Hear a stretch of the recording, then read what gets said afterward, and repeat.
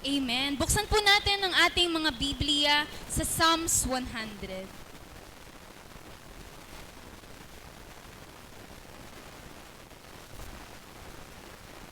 Shout for joy to the Lord, all the earth. Worship the Lord with gladness. Come before Him with joyful songs. Know that the Lord is God. It is He who made us, and we are His. We are His people, the sheep of His pasture. Enter His gates with thanksgiving and His courts with praise. Give thanks to Him and praise His name. For the Lord is good and His love endures forever. His faithfulness continues through all generations. Hallelujah.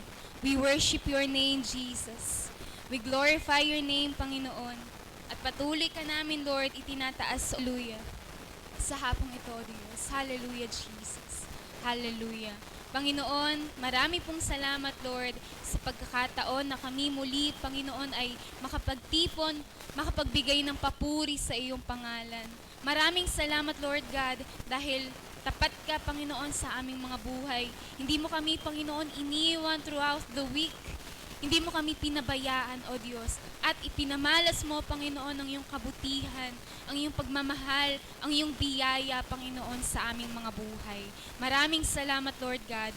Maraming salamat, Panginoon. Hayaan mo, Lord, sa hapong ito, Panginoon, Ikaw ay aming madakila. Ikaw ay aming mapasalamatan, O Diyos. Ikaw ay aming sambahin at Ikaw ay aming mapapurihan. Kumilos ka, Panginoon, sa hapong ito. Ang iyong banal na Espiritu, Panginoon, ang kumilos sa buhay ng bawat isa, ang malayang kumilos sa aming kalagitnaan. Hallelujah.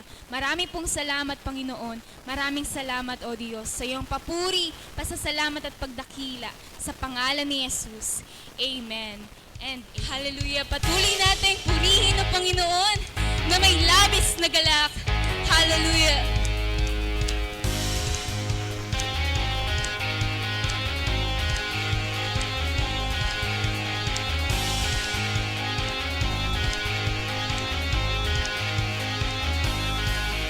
Mga labi ko, O Diyos, sa iyo aawit. Amen, Lord. Ika'y papurihan sa kalangitan. Mga labi ko, O Diyos, sa iyo aawit. Ika'y papurihan sa kalangitan. Aking kamay itataas ka, pangalan mo'y luwalhati. Pagkat ikaw, O Diyos, ay dakila. Napakasayang magbigay papuri.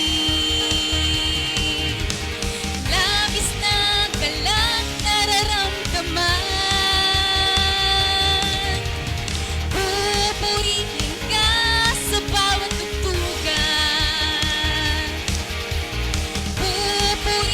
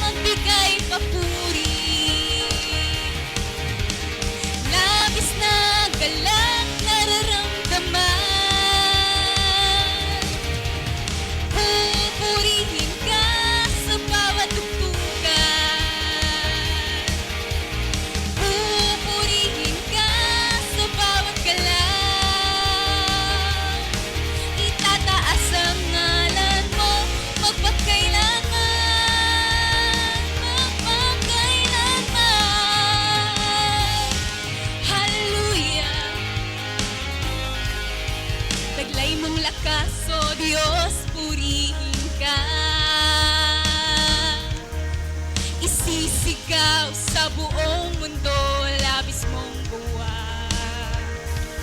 Puso't buhay, tuwang-tuwa, kasiyahan ay umaapaw. Tapatan mo, O Diyos, ay dakila. Napakasiyang magbigay papuri. Labis na galak nararamdaman. Pupurihin ka sa bawat tugtugan. Pupurihin ka sa bawat galaw. Itataas ang ngalan mo magpakailanman. Napakasaya magbigay papuri. Labis na galak nararamdaman. Pupurihin ka sa bawat tugtugan. Pupurihin ka sa bawat galaw. Itataas ang ngalan mo magpakailanman. Magpakailanman. Hallelujah! Salamat, Panginoon. Salamat, salamat, O Diyos. We worship you, Lord. Hallelujah! Salamat, Panginoon. Salamat, O Diyos. Hallelujah! Patuloy po nating papurihan ng Panginoon dahil siya ang tunay na Diyos. Hallelujah! Hallelujah!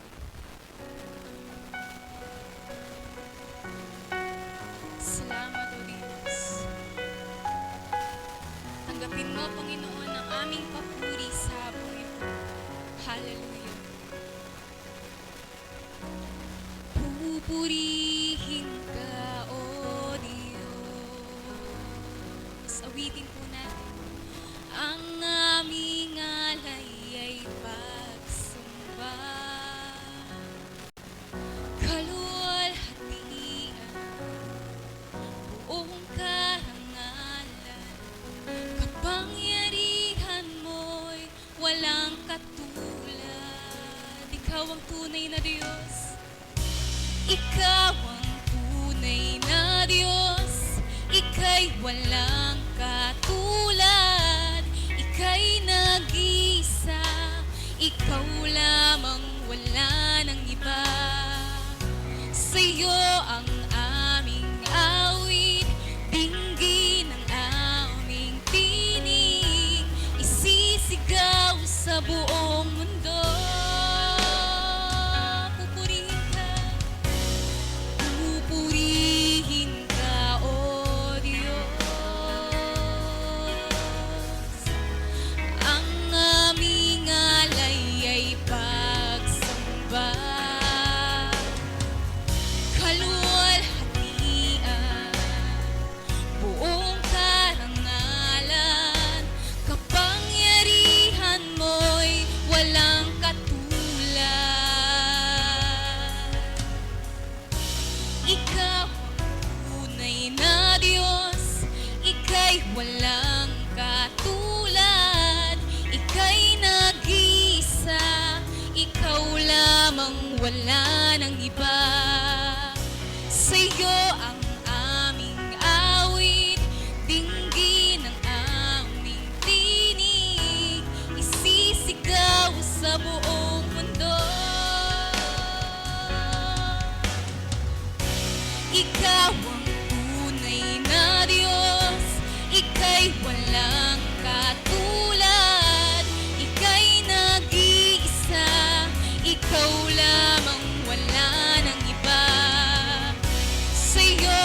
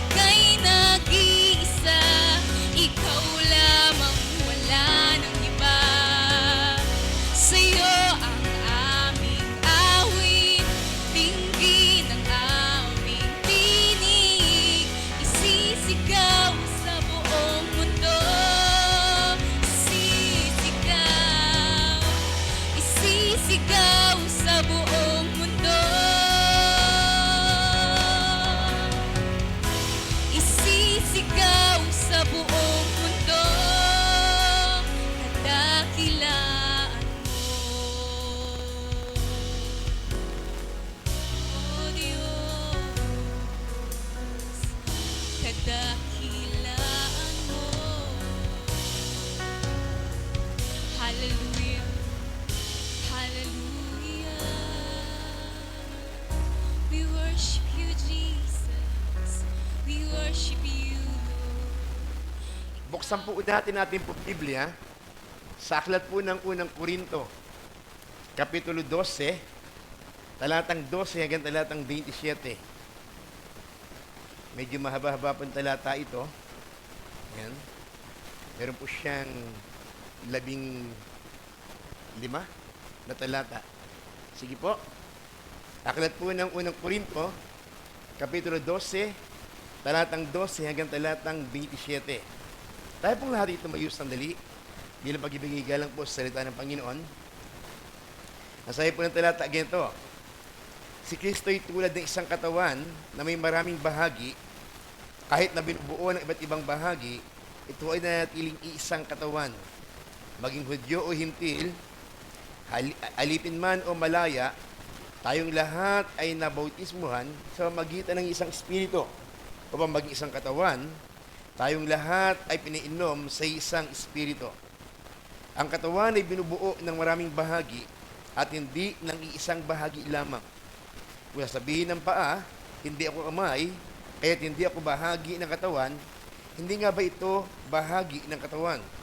Kung sabihin ng tenga na hindi ako mata, kaya't hindi ako bahagi ng katawan, hindi na nga ba ito bahagi ng katawan?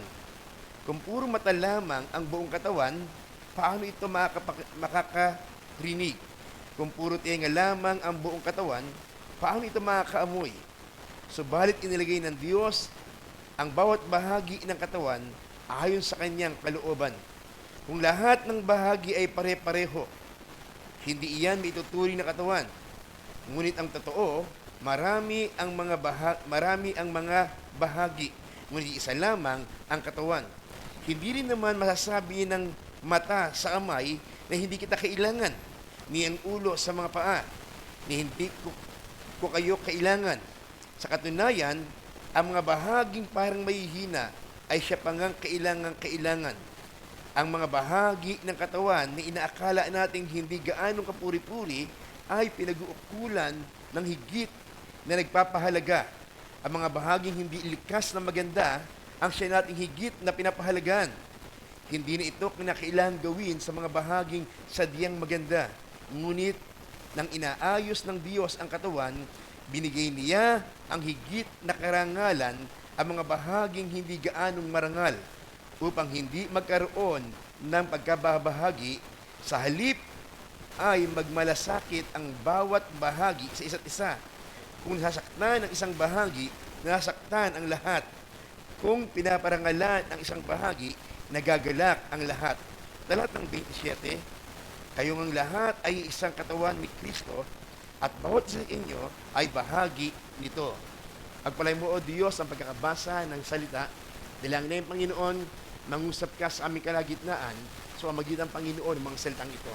Salamat sa iyong gagawing pagkilos sa pangalan po ni Jesus.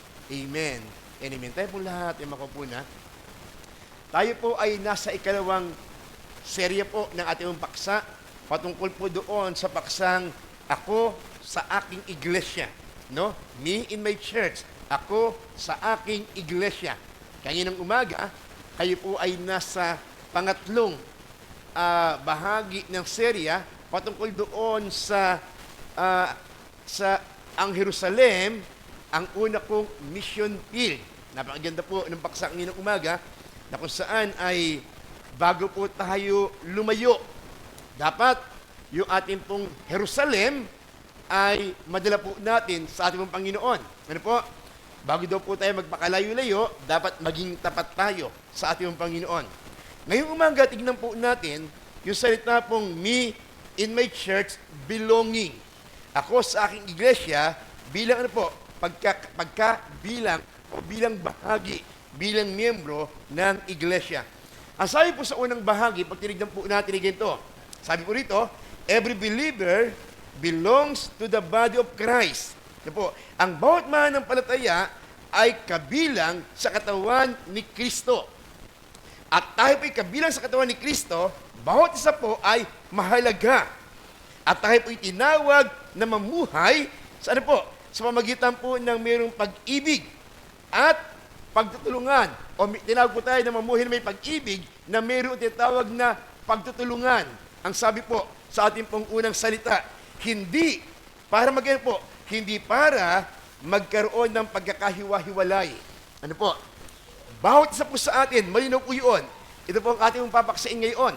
Bawat isa na mananampalataya ay kabilang sa katawan ni Kristo. Mahalaga sa iglesia. Tinawagan po tayo na mamuhay sa pagmamahal, sa pagtutulungan, hindi sa pagkahiwa-hiwalay. Ang ganda po ng pagkakabanggit. Maraming Kristiyano nagsasabi o naniniwala ako kay Jesus, pero hindi ko kailangan ang iglesia. Maraming ganyan. Ano po? Many Christians, sabi ko nila, naniniwala ako kay Kristo, pero hindi ko kailangan ang iglesia. May iba namang dumadalo sa iglesia, ngunit ang pakiramdam ay hiwalay siya. No? Hindi napapansin o parang hindi mahalaga. Kapag katinignan po natin, ang church po ng Corinto ay may malaking problema. Ano po ang problema? Sa church po ng Corinto, nagkakaroon po ng hidwaan, hindi pagkakasundo. Nagkakaroon po ng tawag na kayabangan. Nagkakaroon po ng tawag po na pakiramdam ng pagiging maliit o hindi mahalaga. At ang ilan po, sa church ng Corinto, iniisip na sila po yung pinakamahalaga. At ang iba naman po, naramdaman nila na hindi sila kailangan. Ganun po yung malaking problema sa church po ng Corinto. Dahil po sa problema pong ito, tinuwid po sila ni Pablo. Ibinigay po ni Pablo ang kahalagahan bilang bahagi ng tinatawag ng katawan ng ating Panginoon. Ang iglesia ay hindi isang gusali o isang kaganapan lamang. Ulitin po natin. Ang sabi po ito, the church is not a building or an event. No, it is a living body. And every believer belong. Ito po'y buhay na katawan at ang bawat mananampalataya po ay kabahagi po ng iglesia o ng katawan ng ating pong Panginoong Hesukristo. Sa verse 12 and verse 13, ang sabi po roon, ako ay bahagi ng isang katawan ni Kristo. Wow, no? Ako ay bahagi ng isang katawan ni Kristo. We belong to one body in Christ. Sabi nga po natin kung talata, sapagkat kung paano ang katawan ay isa at may maraming bahagi, gayon din kay Kristo. Ulitin po natin. For just as the body is one and has many members, so it is with Christ. Tignan po natin mabuti. Ibinigay pong magandang halimbawa po ni Pablo po rito, yung ating pong katawan. Ano po? Yung inyo pong katawan. No? Isang katawan, maraming sangkap. Ulitin po natin, isang katawan, maraming sangkap. One body, many members. Ang katawan ng tao ay isa, with may iba't ibang bahagi. Sino po rito may dalawang katawan? No? Lahat po tayo, isa lang po ang ating katawan. At dahil isa lang po ang ating katawan, marami po siyang bahagi. No? Tanong ko lang kung saan ang angina, nakalimutan ko tanong, doon sa Habay, okay na yung lugar ninyo. Maganda na. Maayos na. No? Naging problema po kasi ng mga ilang linggo, yung pong ginagamit po nating worship place po natin sa Habay. Actually, 3 linggo nilang palipat-lipat po sila. Pero isang buwan po daw, napalipat-lipat po sila.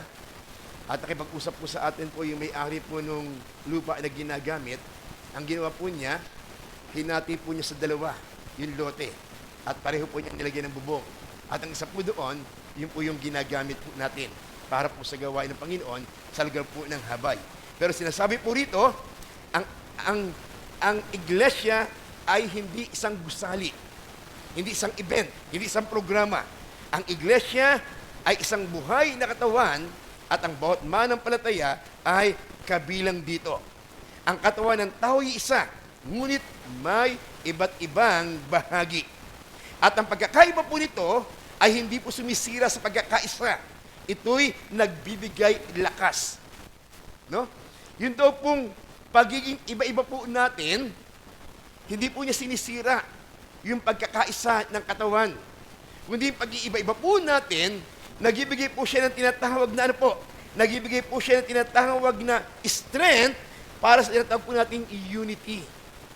No, ang laking bagay po noon. Kaya hindi po porket magkakaiba po tayo, wala pong unity. Yung pagkakaiba po natin ang nagbibigay po ng lakas para magkaroon po tayo ng tinatawag na pagkakaisa. Ang iglesia ay hindi isa lamang ang itsura o paraan. Ito'y pagkakaisa sa kabila ng pagkakaiba. No? Sa kabila daw po ng pagkakaiba, tayo po ay nagkakaisa. Sabi po kasi doon sa ating pong talata pag binalikan po natin yung 12 and 13, ano pong makikita po natin doon? Ano po? Sa 12 and 13, ang binabanggit po dito, okay? Ayan, 12 and 13. Sabi po sa ating pong talata, kapag binalikan po natin, si Kristo ay tulad ng katawan, may maraming bahagi. Hindi binuo ng iba't ibang bahagi. Ito ay natiling isang katawan. Kaya maging Hudyo man o Hintil, alipin man o malaya, tayong lahat ay nabautismuhan sa isang spirito at tayo po ay bahagi ng iisang katawan. Kaya hindi mo pwedeng sabihin po niya na siya po ay mananampalataya at hindi siya bahagi ng katawan. Hindi pwedeng mangyari yun. Kapag ka ikaw ay naging mananampalataya, automatic po yun, bahagi ka ng katawan ng ating pong Panginoong Hesukristo. Una, sabi po natin dito, human body is one, but it has many parts. Pangalawa, ang ating pagkakaisa ay spiritual, hindi sosyal na pagkakaisa. Sabi po rito, our unity is spiritual, not social. Balikan po natin. Nagsimula po tayo maging kabahagi ng katawan ni Kristo nang tayo po ay naligtas. Hindi po tayo nung naging miyembro. Nang tinanggap po natin si Kristo, doon po tayo naging kabilang sa katawan ng ating Panginoong Kristo. Ang Banal na Espiritu Santo po ang naglagay sa bawat isang mananampalataya na maging bahagi ng katawan ng ating Panginoong Kristo. Yun yung naging trabaho ng Espiritu Santo sa ating pong buhay. Yung tayo po'y mailagay bilang bahagi ng tinatawag na katawan. Walang mananampalataya na tagahanga lamang ng katawan ni Kristo. Ang lahat ng mananampalataya, ang sabi po rito, ay bahagi ng katawan ni Kristo. Hindi pa pwedeng maging outsider ka. Hindi pa pwedeng hindi ka maging miyembro. Kapag ikaw ay tumanggap kay Kristo, yun ang panimula na ikaw ay bahagi ng katawan. Hindi ka kabilang dahil sa yung talento, sa yung husay at galing. Hindi ka kabilang dahil ipinanganak ka na sa loob ng iglesia. Kabilang ka sa katawan dahil tinanggap mo si Kristo bilang sariling Diyos na tagapagligtas. Kaya ang membership po natin sa pagiging katawan po ni Kristo, yung ating pong pagsuko o pagkakilala po doon sa Kanya. Tayo po ay kabahagi ng isang katawan ni Kristo. Nakakalungkot. Kapag ka po merong mananampalataya na nakalabas po doon sa katawan ni Kristo, hindi po siya magkakaroon ng identity o ng nating pagkakilanlan. Naalala ko po, kanina, habang tinignan ko po o nireview po kanina sa LRT, yung tinatawag po nating rights ng mga bata o yung child's right. Isa po doon sa kanyang rights, ano po yun? Yung kanyang tinatawag na nationality. Yung maipanganak na mayroong pagkakilala tungkol doon sa kanya. Nang tayo po'y pinanganak, sa ating mong Panginoon Kristo, nang tinanggap natin si Kristo, nang tayo po'y pinanganak, at tayo po'y naging bagong nilalang, tayo po ay naging bahagi ng tinatawag na katawan ng ating pong Panginoon. Sabi po rito, pag tinignan po natin mabuti, you do not belong because you are gifted, active. Hindi po. Tayo po'y naging belong dahil sa pakikipagkaisa po natin doon po kay Kristo. Yun lang po ang dahilan. Walang ibang dahilan para maging kabahagi ka ng katawan ni Kristo maliban sa kilalanin at tanggapin mo si Kristo bilang sariling Diyos at tagapagligtas ng iyong buhay. Hindi po sa pamagitan ng ano pa mang programa o activities o paraan ng simbahan. Hindi po. Kayo po ay naging bahagi ng katawan sa pamagitan ng pagkilala at ng pagtanggap po natin sa ating pong Panginoon. Sa verse 14 hanggang verse 20, ang sabi po ng talata ganito, we cannot exclude ourselves from the body. Hindi tayo dapat mahiwalay sa tinatawag po nating katawan ng ating mong Panginoon. Kung ang paa ay magsasabi, dahil hindi ako kamay, hindi ako kabilang.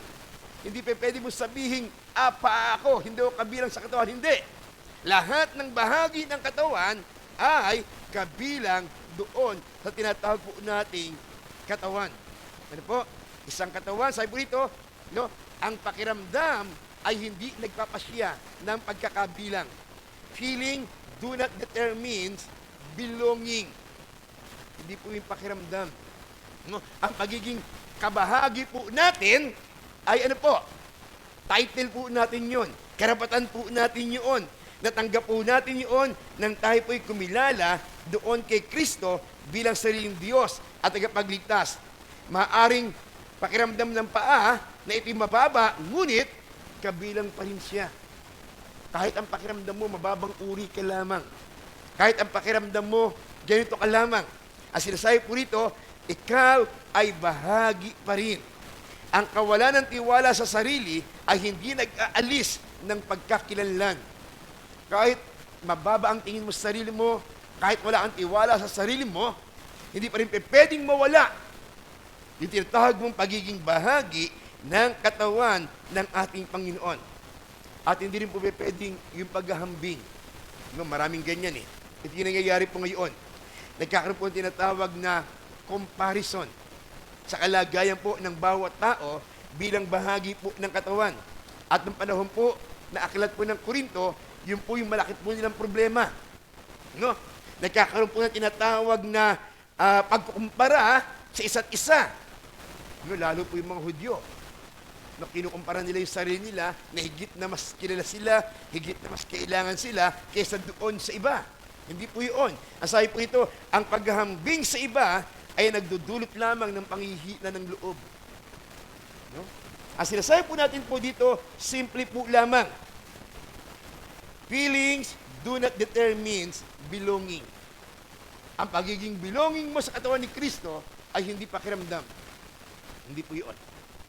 Kaya nga po hindi pinag-uusapan dito yung emotion eh. Ang pinag-uusapan po dito, yung pagkilala mo kay Kristo bilang sariling Diyos at tagapagligtas ng buhay mo. Pag binasa po natin mabuti yung verse 14 hanggang verse 20, ang sinasabi po niya ito, God designed you intentionally. No? Inilagay ng Diyos ang bawat sangkap sa katawan ayon sa kanyang kalooban. Anuman ang bahagi mo sa loob ng iglesia, ang Diyos ang nag-design on, walang iba. No? Hindi ang pastor ang nag-design. Hindi ka inilagay doon dahil ikaw yung pinakamahalaga. Dinesign ng Diyos ang katawan. At bawat po isa sa atin, i-design ng Diyos ayon sa nais ng Panginoon para po tayong lahat ay maging kagamit-gamit.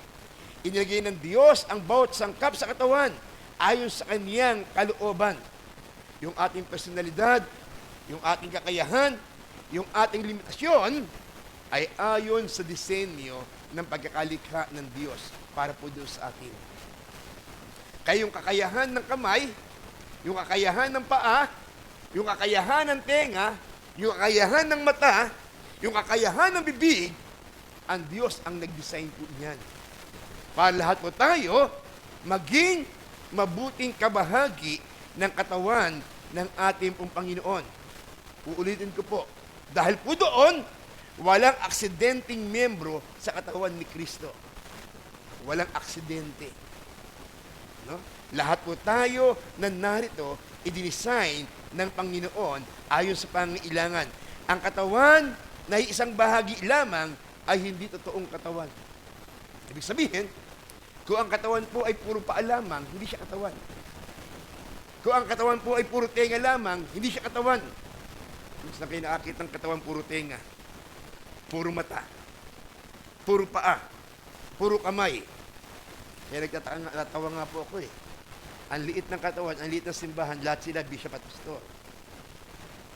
Hindi ba pwedeng mangyari yun? Hindi ba pwedeng puro tenga, puro bibig? Hindi po. Lahat dapat na bahagi ng katawan ng tao nandoon sa iisang iglesia. Ano po? Kaya hindi mo pwedeng sabihin, hindi ako importante. No? Hindi ako kailangan. Hindi ako gifted. Hindi mo pwedeng sabihin yon. Bakit? Kasi kung ano ka, inilagay ka ng Diyos doon, ikaw ay mahalaga. Lahat ay mahalaga. Kung minsan pakiramdam lang naman natin yung hindi tayo mahalaga eh. Pakiramdam lang naman natin yung wala tayong nagagawa eh. Diba? Pakiramdam lang naman natin yung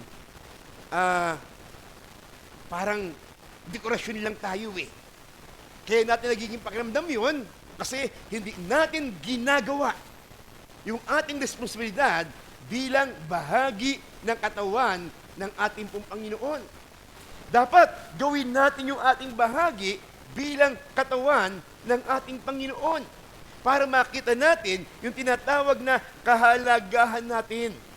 Una, ang sinasabi po natin po dito, ako ay bahagi ng isang katawan ni Kristo. Pangalawa, sinasabi po natin dito, hindi tayo dapat hiwalay sa katawan. Bakit? Kasi sabi po sa pangatlo, huwag nating maliitin ang iba sa loob ng katawan. We must not look down on others in the body. No? Dapat, pantay-pantay ang tingin natin sa bawat isa. No? Verse 21 hanggang verse 24. Hindi maaaring sabihin ng mata sa kamay, hindi kita kailangan. Lahat kailangan. Ang pagkakadesign ng Diyos sa atin, tayo pong lahat ay kailangan. Ang sabi po rito, independence is a lie. Ano po? Ang sabi po ito, ang kalayaan o ang pagsasarili ay isang kasinungalingan. Hindi ka pwedeng nagsasarili. Kailangan mo ang bawat isa sa katawan ng ating pong Panginoon. Walang bahagi ng katawan ni Kristo ang kayang mabuhay o maglingkod ng nag-iisa. Walang bahagi po ng katawan ni Kristo na kayang mabuhay o maglingkod ng nag-iisa. Hindi mo kayang mabuhay ng nag-iisa. Kailangan mo ang ilang bahagi ng katawan. Po, at kailangan mo sila para maglingkod ng tinatawag na sama-sama. Pag tinignan po natin dito. Aside po ito, ang mga kaloob sa pamumuno ay hindi nagpapawalang bisa sa pangailangan sa mga kaloob ng paglilingkod. Bawat isa ay mayroong kaloob. At bawat kaloob na meron po tayo, mahalaga sa tinatawag po nating paglilingkod sa isa't isa. No? Kaya hindi mo pwede sabihin, hindi man ako mahalaga eh. Pwede nang wala ako doon. Hindi man nila ako napapansin. Yun po yung kagandahan na isang maliit na local church. Ang kagandahan ng maliit na local church, mas nakikita yung kahalagahan ng isa. Ito po. Pero kapag napakalaki na, hindi napansin kung ano nangyayari. Pero dapat, sa katawan ni Kristo, na ipakikita ang kahalagahan ng bawat isa. Sabi po rito, pag tinignan po natin, ito po, sabi ito, ang pagiging nakikita ay hindi katumbas ng pagiging mas mahalaga. Hindi porket palagi siya yung nakikita, siya yung pinakamahalaga. Hindi. Hindi porket siya yung palaging nakatayo, siya yung mahalaga. Hindi. Maaring hindi ka nakikita, pero napakahalaga mo. Maaring hindi ka nakatayo, pero napakahalaga mo. Pagdating sa tinatawag na bahagi ng katawan ng ating pong Panginoong Kristo. Kasi tayo, Para sa atin, ang mahalaga lamang yung nakikita natin eh. Ang mahalaga lamang yung napapansin natin. Pero yung mga bagay na hindi natin napapansin, akala natin hindi sila mahalaga. Bawat bahagi ng katawan ni Kristo, o bawat bahagi ng katawan ng tao, may tinatawag na koneksyon sa bawat isa. At hindi pwedeng mabuhay ang isa kapag wala ang isa. Meron po tayong koneksyon. Kaya sabi po rito, no, hindi pwedeng solo ka lamang. Kailangan mo ang buong katawan o bilang bahagi. God honors less visible members. No, binibigyan ng Diyos ng pagkapahalaga yung mga hindi napapansin. No? Sa atin, kapag hindi kinapansin, sumasama ang loob mo. Pero sa Diyos, yung mga hindi napapansin, ang sabi po ng talata, mas binibigyan ito ng Diyos ng halaga. Ang mga bahagi ng katawan na tila mahina ay lalong kailangan. May bahagi daw po ng katawan natin na tila mahina. Pero sabi po rito, yung bahagi ng katawan niyo na tila mahina, ang sabi po ng talata po natin, mas kailangan siya. Paano nangyari yun? May mga mahihinang bahagi tayo ng katawan na mas kailangan kapag katinignan po natin. Kaya sa loob ng iglesia ng Panginoon, sa loob ng katawan ni Kristo, hindi mo pwedeng maliitin ang isa. Bawat isa ay mahalaga. Kasi bawat isa mayroong role, may bahagi. Kung minsan may problema tayo, no? Nakikita natin yung mga tinatawag na ang dami namang kulang eh. Kaya may kulang kasi yung may bahagi ng kulang na yon, hindi niya ginagawa yung kanyang bahagi. Kaya nagkakaroon ng tinatawag na malaking problema. Kaya dapat, yung kulang na yon, para hindi makitang kulang siya, dapat ginagawa niya yung kanyang bahagi sa katawan ng ating pong Panginoon. Ano po? Alam niyo po, tayo po, yung ating mong sariling katawan, may bahagi po ng katawan natin na para sa atin ay nagbibigay ng, anong tawag natin doon? Ibang nai-intimidate tayo dahil sa bahagi ng katawan natin na yun. Ano bang ibig sabihin nun? Para bang nahihiya tayo kasi ganoon yung bahagi ng katawan natin na yun. For example, yung kulay natin bilang Pilipino. No? Ang dami, kinakahiya yung kanyang kulay. No? Kaya nga yung iba, no? Hindi lang umiinom, may ini-injection pa para yung kanyang kulay maging maganda. Sa atin, mas maputi, mas maganda. Pero alam niyo po ba ang kahalagahan ng kulay po natin? Nagbibigay siya ng proteksyon. Para doon sa tinatawag po natin skin cancer. Kaya ang ganito yung kulay po natin eh. Nagbibigay siya ng proteksyon. Pero inaalis natin yung protection na yun. Ayaw natin na yung kulay natin magbigay ng proteksyon para doon sa atin. Pero ang trabaho niya, nagbibigay siya ng proteksyon. No? Ako, nasanay po ako na, actually, napagilitan ako rito eh. Yung bang, kapag kagamanyan ka, sino yung gano'n palagi? Yung bang, inis na inis ka dahil may buhok ka sa ilong at tinatanggal mo palagi yun. Ayaw mo. No? Masagwa naman talaga kapag mahaba pa yung buhok mo sa ilong kaysa sa bigote mo. Masagwa na talaga yun. Pero, kapag ka tinignan mo, may dahilan pala kung bakit meron yun eh. Naiirita ka, pero kailangan mo pala siya. Dinesign ng Diyos yun, hindi para mairita ka. Para mabigyan ka ng Panginoon ng proteksyon. No? Kaya po yung nakakairita na tao sa loob ng simbahan, nilagyan ng Diyos yan. Kasi may proteksyon sila para sa simbahan. No? Kaya huwag kayong mairita sa kanila.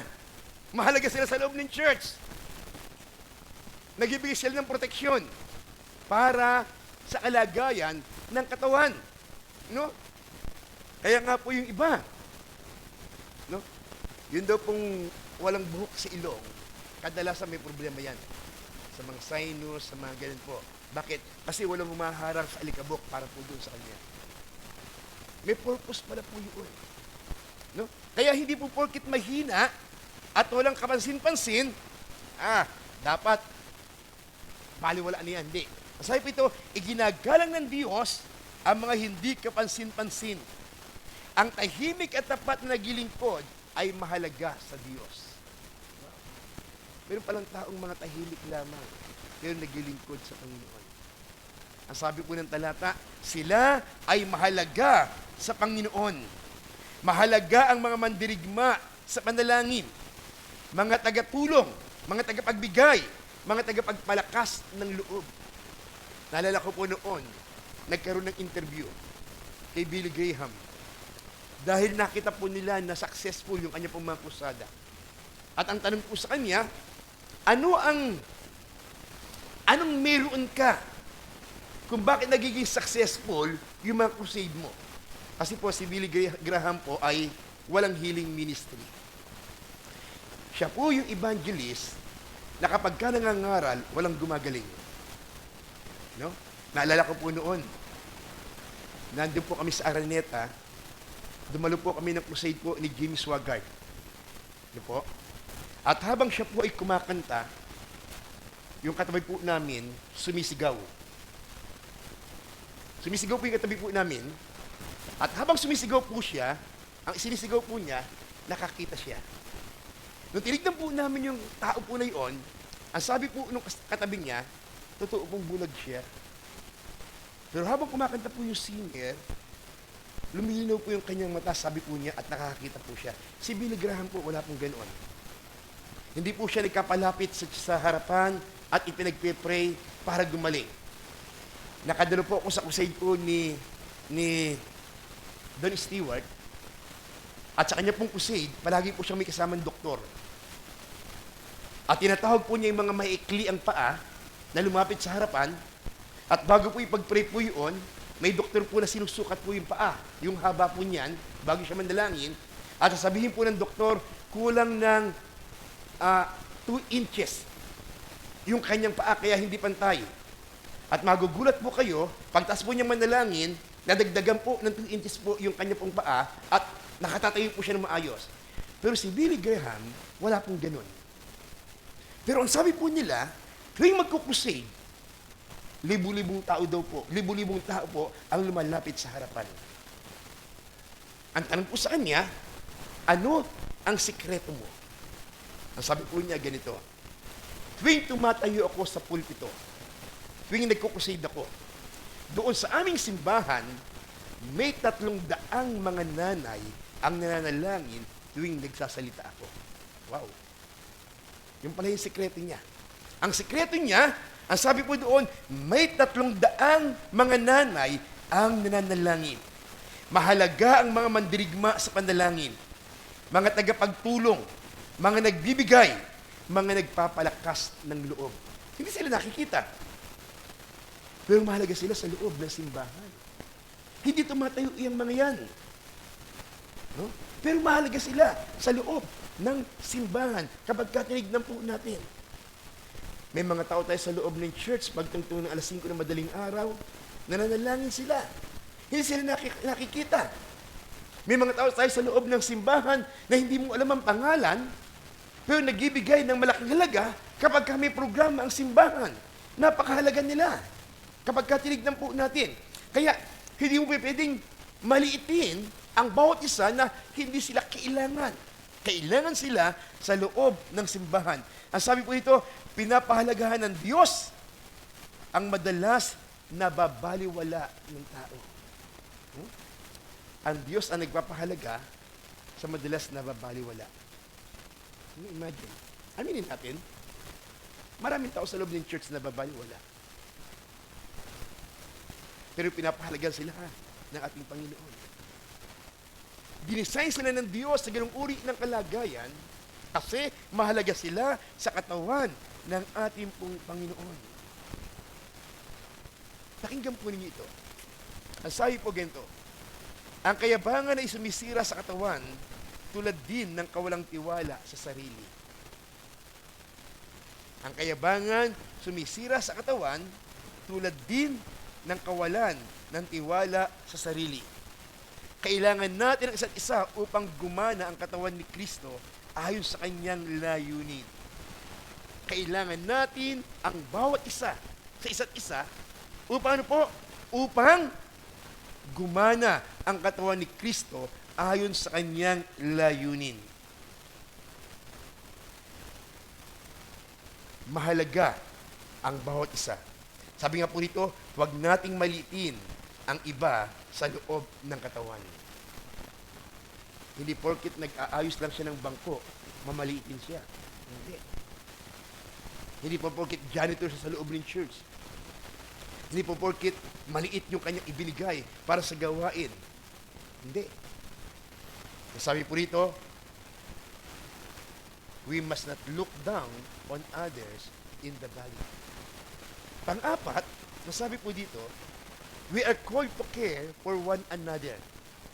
Tinawag tayong nagmamalasakit sa isa't isa.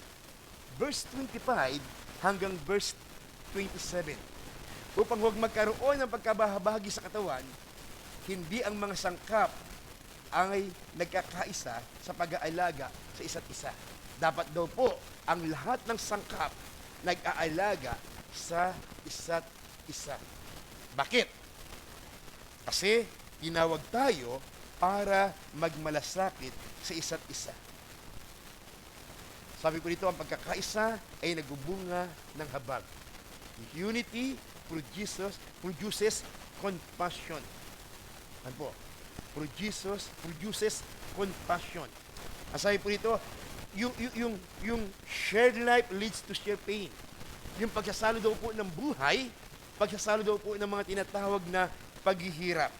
Ibig sabihin, kung ano po yung karanasan ng isa, dapat maging karanasan po ng bawat isa. Ano po, ang sabi po natin mong talata, shared joy strengthens the whole body. Ang pinagsasaluhang kagalakan ay nagbibigay kalakasan sa buong katawan. Kung ang isang sangkap ay nagdurusa, lahat ay nagdurusa. Kung isang sangkap ay pinaparangalan, lahat ay pinaparangalan.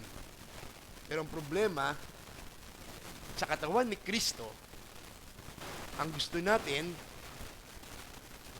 kinikilala tayo na isa, hindi pangkalahatan, hindi pangkabuuan. Dapat daw po, no?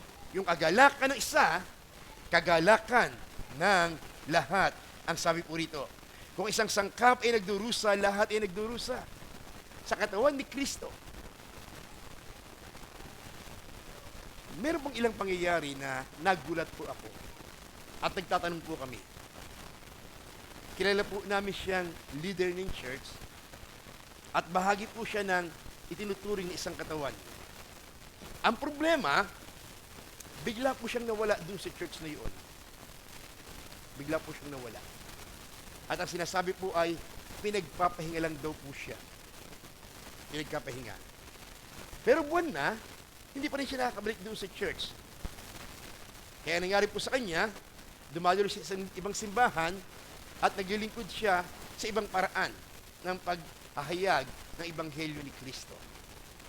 Habang tinignan ko po yung sitwasyon na yun, base po sa pag-aaral po natin, sa serya po natin, ang title po ay Ako sa Aking Iglesia, meron po akong napansin. Sa katawan po natin, sa ating pong pamilya, ang katawan po ni Kristo ay tinuturing po sa isang miyembro ng isang pamilya. Kapag ka daw po tayo nagdidisiplina ng ating anak, paano po natin siya dinidisiplina? For example, yung anak ni Raymond, gumawa ng hindi maganda. Pinagalitan ni Raymond, dinisiplina ni Raymond. Anong sasabihin ni Raymond sa kanya? Oh, lumayas ka muna. Tumira ka muna doon sa kapatid ko. Doon ka muna kasi masama ka eh. Kapag ka matino ka na, balik ka na uli sa bahay ko. Di ba hindi naman ganun?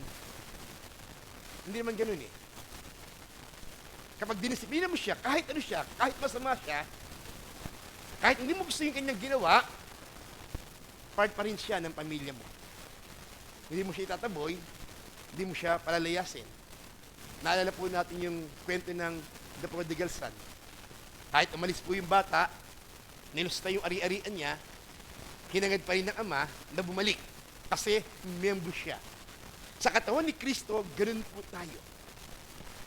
Ikinalulungkot po natin kapag mayroong isang bahagi ng katawan na mayroong karamdaman, mayroong sira. Pero, ayaw po natin siyang alisin sandali. At kapag ka maayos na, bumalik ka. No? Imagine, ano? May problema kasi hinliliit mo, tatanggalin ko muna ito, doon ka muna sa kapitbahay. Kapag ka maayos ka rin, tsaka kita ibabalik. Hindi. Yung nararamdaman niyang pagdurusa, nararamdaman ng buong katawan. Hanggang sa gumaling siya, parang yung hinliliit mo na yun, madaman niya yung kahalagahan niya at bahagi siya ng isang katawan ni Kristo.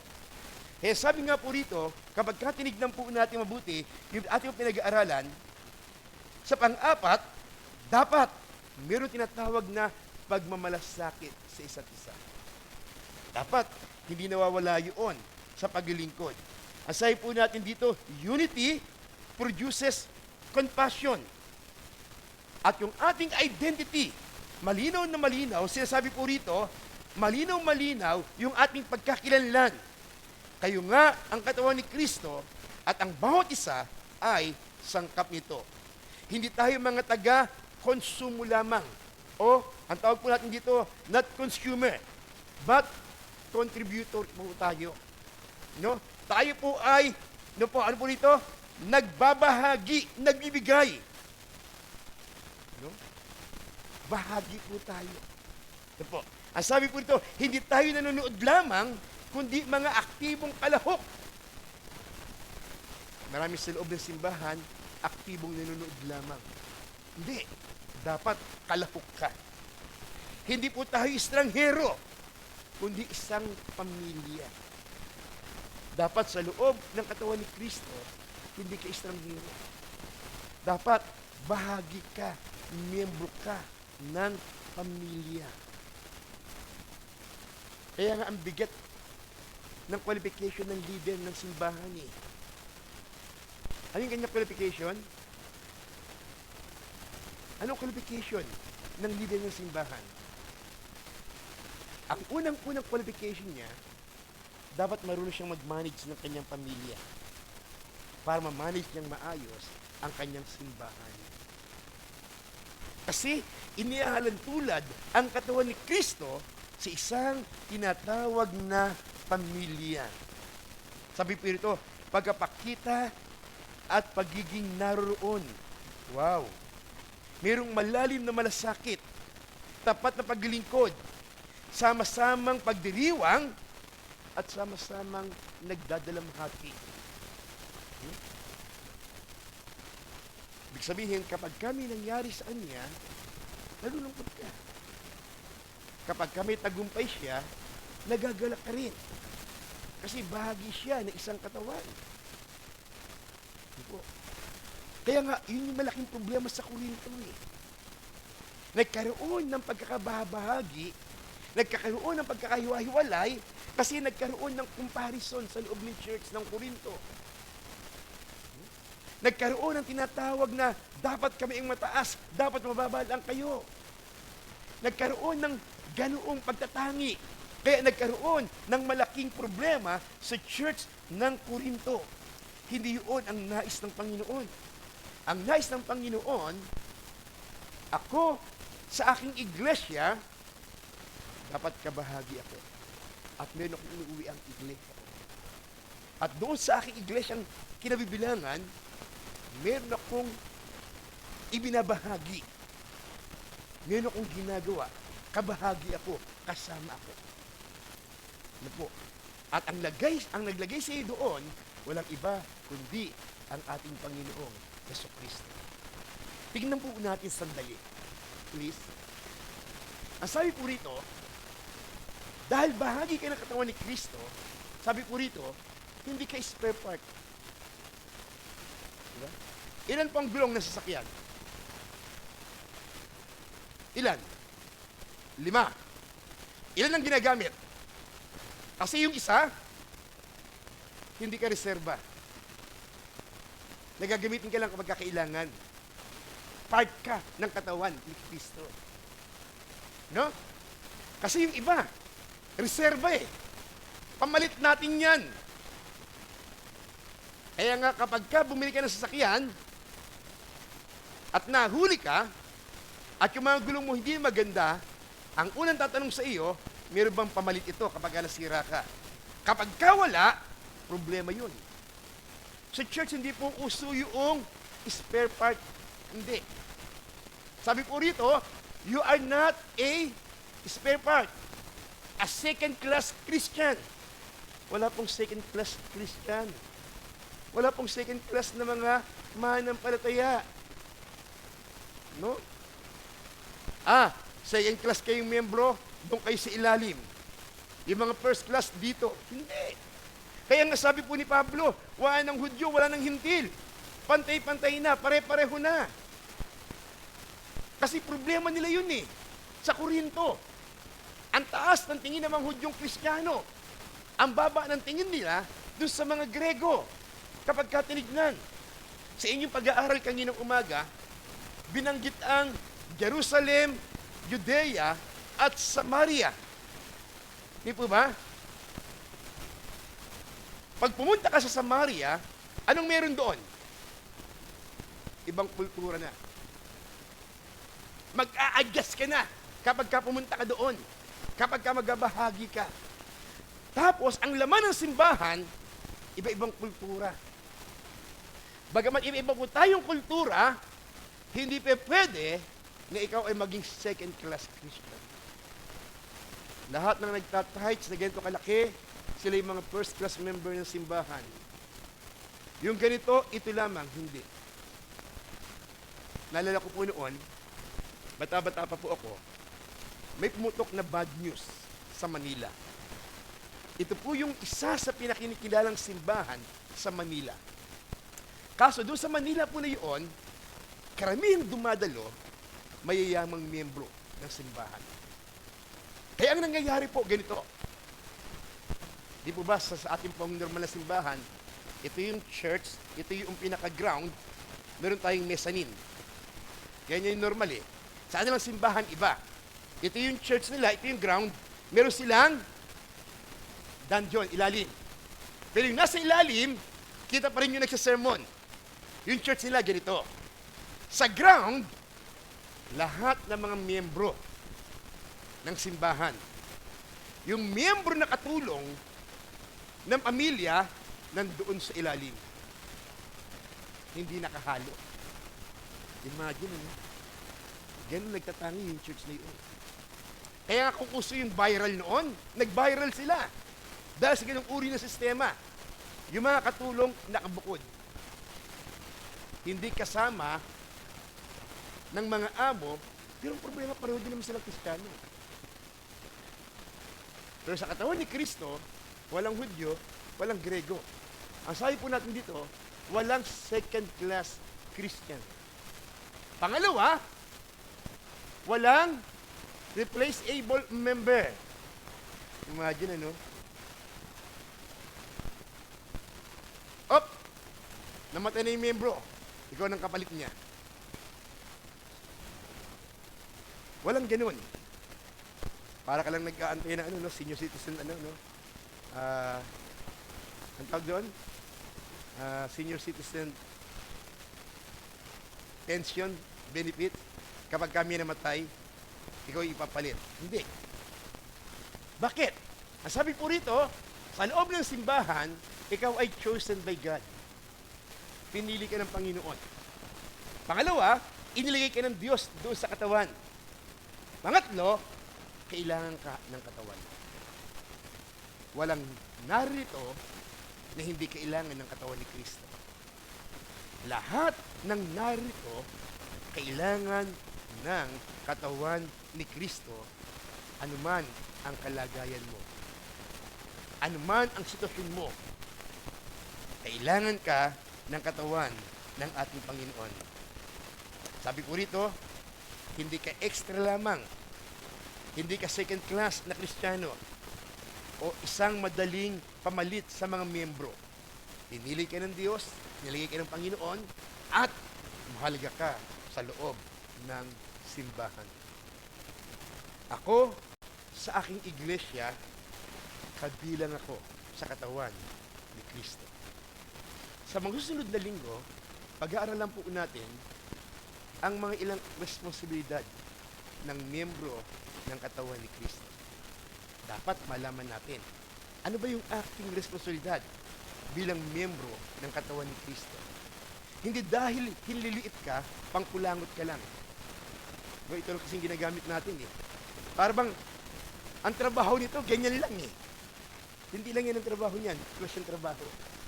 Hindi ang trabaho nito magtuturo lamang, may iba siyang trabaho. Hindi porkit nakaupo ka lamang, yun lang ang trabaho mo. Sa katawan ni Kristo, lahat po tayo ay bahagi.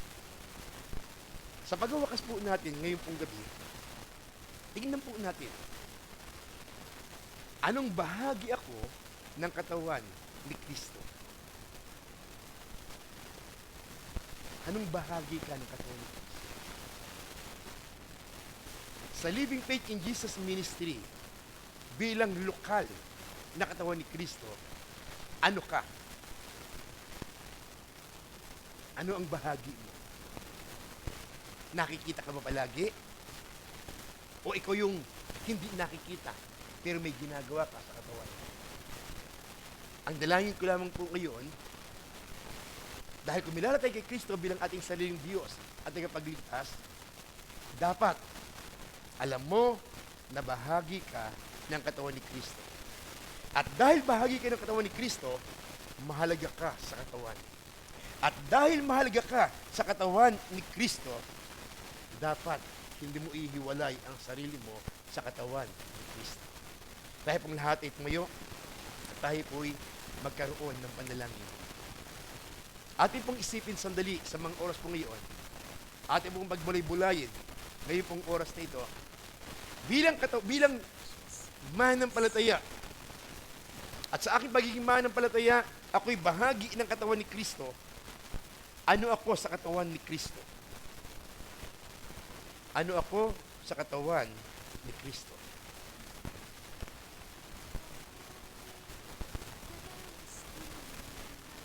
Salamat po, Panginoon.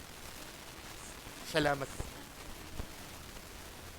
Sapagkat ang pagiging bahagi ng katawan ni Kristo ay hindi sa pamamagitan ng membership. Hindi sa pamamagitan ng membership fee. Hindi sa pamamagitan ng antas ng uri ng estado ng tao. Hindi sa pamamagitan ng uri ng race ng tao, ng lahi ng tao. Para maging bahagi kami ng katawan ni Kristo, ang tanging requirement mo lamang, Panginoon, ay magkaroon kami ng relasyon sa iyo, tanggapin ka namin bilang aming Diyos at tagapagligtas ng aming buhay. At kapag ginawa mo namin yun, Panginoon, sa tulong ng Banal na Espiritu Santo, dadalhin niya kami sa isang katawan para maging bahagi ng katawan ni Kristo. Salamat, Panginoon. Salamat. Salamat, Panginoon, sapagkat ngayong gabi, bilang isang tunay na mananampalataya, kabahagi ako ng katawan ni Kristo. Salamat, Panginoon, salamat. Hindi ako hiwalay sa katawan. At sa katawan ni Kristo, Panginoon, meron akong responsibilidad. Meron akong bahagi. Panginoon, ngayon pong oras na ito, dumadalangin kami. Bawat taong nasa loob ng bahay-sambahang ito, maging naabot ng aming tinig sa pamagitan ng online na programa sa mga sunod na araw, ang aming dalangin, Panginoon, matiyak nila sa kanilang sarili na bahagi sila ng katawan ni Kristo. Hindi sila pwedeng humiwalay o bumukod. Ang lahat ng nakay Kristo ay bahagi ng katawan ni Kristo. Pagpalay mo, Panginoon, ang gabing ito. Pagpalay mo ang bawat isa. Sa pangalan ni Jesus. Amen. Bahagi ng isang gawain na nagsimula sa wala, na nagsimula sa maliit, pero dahil naging bahagi tayo, naging contributing member tayo, nakita nating lumalaki ang isang gawain. Meron pong isang kanta, lumang kanta, isang himno, nung narinig ko, ay nainlove ako sa awit. At ang sabi po ng awit ay, "See what the Lord has done. See what the Lord has done. What we've waited for has come to pass. See what the Lord has done." Yung mga bagay na matagal nating hinintay, yung mga bagay na matagal nating pinangarap at pinagpray, nangyari dahil ito ay gawa ng Panginoon. Alam natin na ang pagbibigay ay act of worship sa Lord. Alam natin na ang pagbibigay ay nagpapakita na hindi tayo nakahawak sa pera. Walang hawak ang pera sa atin.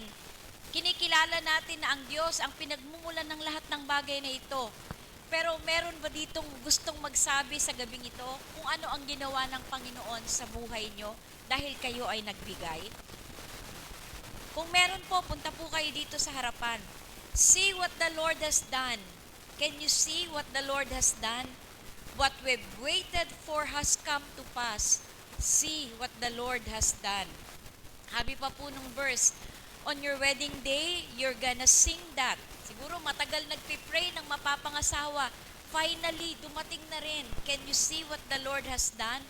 When you walk into that property, meron kang pinapangarap, pinagdadasal na lupa at bahay. At nung ibinigay yun ng Panginoon, see what the Lord has done. When that healing happens, what we've been praying for, He has brought to pass. See what the Lord has done. What we've waited for has come to pass. See what the Lord has done. And I'll sing it to someone. Sing what the Lord has done. At tithes and offering at ating pong ipanalangin. Aming Amang nasa langit, salamat po sa mga narinig naming iba't ibang uri ng patotoo. At sa mga patotoong ito, Panginoon, isa ang stand out. Nakita po namin, narinig namin, na kung kami ay susunod sa iyo at ang pagbibigay namin ay hindi out of yabang, kundi out of love, obedience, and worship. Yung mga ibinibigay namin sa iyo, Panginoon, ikaw ang nagpapalago. Yung mga itinatanim naming binhi, ikaw, Panginoon, ang bumubuhay. At anumang pangangailangan namin, palagi mo itong tinutugon sa kahangahangang kapamaraanan. Kaya salamat po, Panginoon, ang pagbibigay ng aming tithes and offering, kailanman ay hindi magiging pabigat. Kailanman, hindi ito, Panginoon, masama sa loob namin, kundi ang pagbibigay ng aming tithes and offering gagawin namin faithfully, with a joyful and sincere heart. Dahil sa ganong paraan ng pagbibigay, ikaw ay nalulugod. Pagpalain mo ang bawat offering na ilalagay, Panginoon, sa basket na ito para sa kaluwalhatian ng iyong pangalan. Ang papuri at pagdakila ay sa iyo, sa pangalan ni Jesus. Amen at amen. Buhay. Salamat, Panginoon, sapagat kami ay bahagi ng iyong katawan. At dahil bahagi kami ng iyong katawan, Panginoon, iniingatan mo kami. Nagmamalasakit ka sa amin. Pinuprovide mo, O Diyos, ang lahat ng aming pangailangan. Higit sa lahat, Panginoon, inaayos mo kami.